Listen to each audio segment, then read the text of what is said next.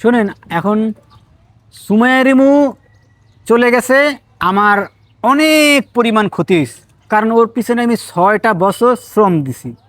6টা বছরে আমি নিজের চিন্তা করি নাই, নিজের কোনো টাকা পয়সা বাড়ি গাড়ি এসব চিন্তা করি নাই, নিজের পোশাকে যে চিন্তা করি নাই।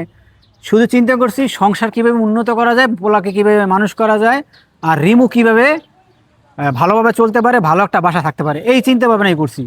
এখন ও তো আমাকে নিঃস্ব করে গেছে গা। আর আদারাস যে মেয়েগুলো আসতেছে, ওই মেয়েগুলো তো মনে করেন আমাকে নিঃস্ব করে যেতে পারবো না। কারণ ওরা তো আর আমার আমার ব্যাংক ওর নামে নাই, আমার টাকা পয়সা ওর নামে নাই, নিতে পারবো না।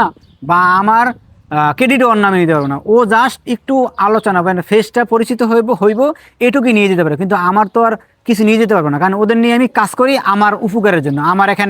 আমার এখানে ইউটিউব, ধরেন একটা ইউটিউব আছে, একটা পেজ আছে, একটা ফেসবুক আছে, এইটায় ভিডিও বানাই, এটা তো থেকে যাইতেছে, আমার লাভ হইতেছে, ওরও লাভ হইতেছে, আমারও লাভ হইতেছে। সুতরাং ওদের সাথে ভিডিও করা আমারও লাভ, ওদেরও লাভ, আমার আর হলো সামনের দিকে আমি এগোইতে পারতেছি।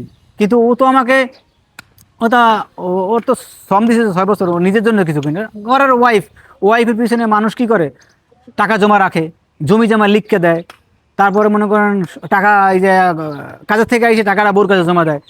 এরকম তার ওরা না যে আমি কর্ম করলাম, কর্ম করার পর আজকে 1 লাখ টাকা পাইলাম, 1 লাখ টাকা ওর কাছে জমা দিমু, টাকাটা আমি কিন্তু ব্যাংকেই রাখি।